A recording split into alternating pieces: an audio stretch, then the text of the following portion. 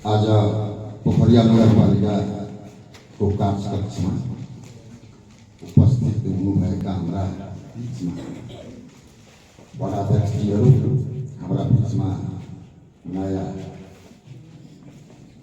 प्रशासकीय ज्यू, उपप्रमुखज्यू र परिषदका सदस्यहरू र हाम्रै नगरपालिका भित्रका प्रत्येक शाखाका प्रमुखजीहरू, हाम्रा कर्मचारी मित्रहरू, पत्रकार बन्धु, उपस्थित तमाम उपस्थितिमा मेरो आफ्नो तर्फबाट, नगरपालिकाका सबै परिवारको तर्फबाट र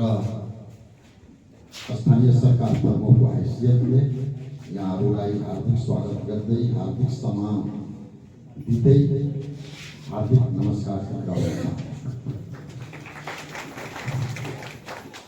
आज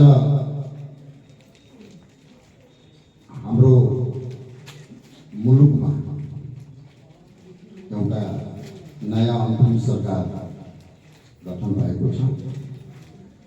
डेमोक्रेटिक सरकार अहिले छैन। भदौ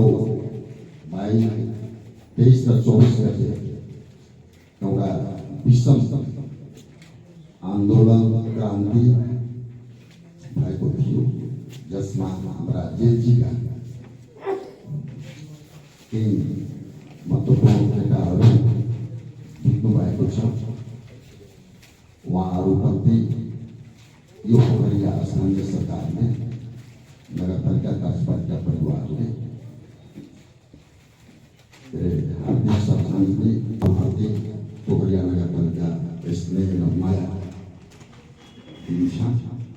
यो पनि म जानकारी गराउन चाहन्छु। आज यस्तो अन्तरिम सरकारको पिरियडमा हाम्रा नगरपालिकाभित्र जुन सहज ढङ्गले बजेट आउने अलिकति अप्ठ्यारो स्थिति छ। बजेटको अप एन्ड डाउन स्थिति छ। टेन्डर हाम्रो निष्क्रिय थियो, त्यो पनि रोकिएको छ। यो परिस्थितिमा हाम्रो नगरपालिकाको क्षमता र जुन क्यापेसिटी छ त्यो अनुसार हामी काम गर्ने नै छौँ। र बाहिरी बजेट जुन छ यो आउने बित्तिकै हाम्रो टेन्डरको प्रक्रिया सुरु भइसकेको छ र त्यो गर्ने तर्खरमा हामी छौँ। र हाम्रो नगरपालिकाको जे जति बजेट हुन्छ त्यो फाल्गुन महिनादेखि हामी त्यसलाई बैठक गरेर हाम्रो क्षमता अनुसार कार्यादेश दिएर काम थाल्ने गर्ने पक्षमा हामी छौँ। र हामी भनेको सम्पूर्ण नगरपालिकाका परिवार हौँ। अब दुःखमा सुखमा हामीले मिलेर जानुपर्ने स्थिति बनाउनु पर्दछ।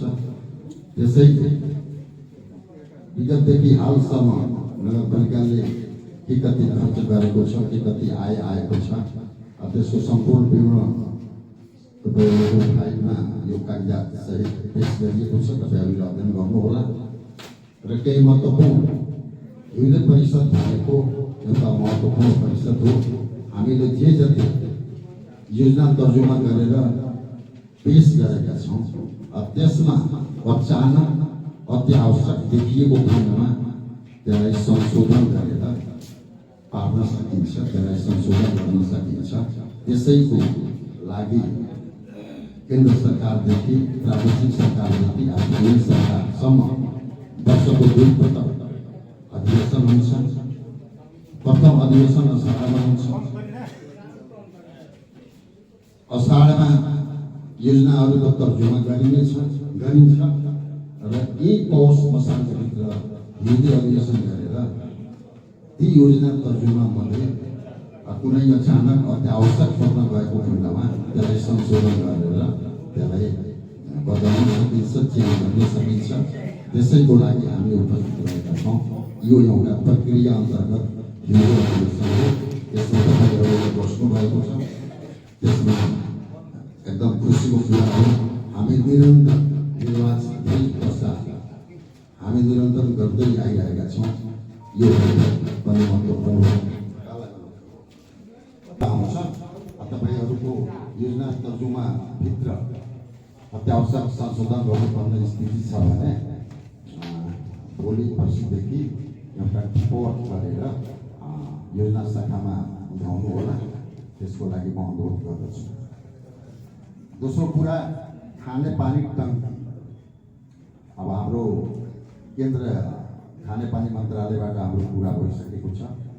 त्यसमा डिटेल चाहिने हाम्रो यहाँको स्ट्रक्चर के छ, कस्तो छ, त्यसको लागि हाम्रो पूर्व उप मेयर सलमा खातुन पनि एकदम इन्ट्रेस्टेड हुनुहुन्छ। उहाँ टोली लिएर नै आउनुभएको थियो। उहाँ यो खानेपानीको सायद सदस्य पनि हुनुहुन्छ। बजेट पार्ने प्रबल सम्भावना देखिएको छ। त्यसमा हामीले परिषदबाट एउटा निर्णय पनि गर्नुपर्ने हुन्छ। त्यो पनि म प्रस्ताव गर्न चाहन्छु। अब खेलकुद भवन 10 दिन अगाडि एउटा टोली आएको थियो। अब यो 10 देखि 15 करोडको बजेट रहेको छ। यो हाम्रो पोखरिया बजारमा यो उच्च मावि भित्र उहाँहरूले रोज्नु भएको छ। पुरानो बिल्डिङ पनि हाम्रो सायद हेर्नु भएको छ। पुरानो बिल्डिङ काम लाग्ने स्थिति छैन। त्यहाँ भत्काएर खेलकुद भवन, कभर्ड भवन बनाउने तर्खरमा उहाँहरू हुनुहुन्छ। त्यो पनि हाम्रो परिषद, हाम्रो विद्यालयबाट चिठी पत्र आइसकेका छ। त्यसको आधारमा हाम्रो परिषदले त्यसलाई निर्णय गरेर अगाडि बढाइदिनु पर्ने हुन्छ। अब पोखरिया हस्पिटल जुन थियो, यो प्रादेशिक हस्पिटल भइसक्यो। अब निकट दिनहरूमा अथवा भविष्यमा हाम्रो उद्घाटन पनि गरिरहेको छ।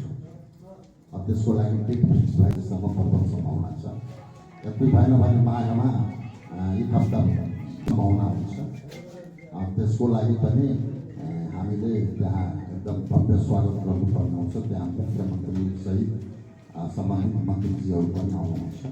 त्यसको लागि पनि हामीले स्वागत गर्नुपर्ने भएकोमा त्यो पनि मैले कुरा राखेँ। अब प्रादेशिक हस्पिटल भइसकेपछि अब पोखरिया अस्पताल स्थापना गर्नुपर्ने हुन्छ। अब हाम्रो 6 नम्बर वाडाको वाडाध्यक्ष जियानन्दजीले मेरो एउटा बिल्डिङ राम्रै छ, म 1 करोड जतिको बिल्डिङ बनाएको छु स्वास्थ्यको लागि, र पोखरिया अस्पताल मेरै वाडामा कायम होस्, स्थापना होस् भनेर उहाँले निवेदन पत्र आउनु भएको छ। अब यहाँ हामी छलफल गरेर त्यसलाई पनि पोखरिया अस्पताल स्थापनाको लागि एउटा परिषदबाट पारित गर्नुपर्ने हुन्छ। अब हाम्रो क्षेत्रभित्र पोखरिया नगरपालिकाभित्र उद्योग पनि सञ्चालनमा हुँदैछ।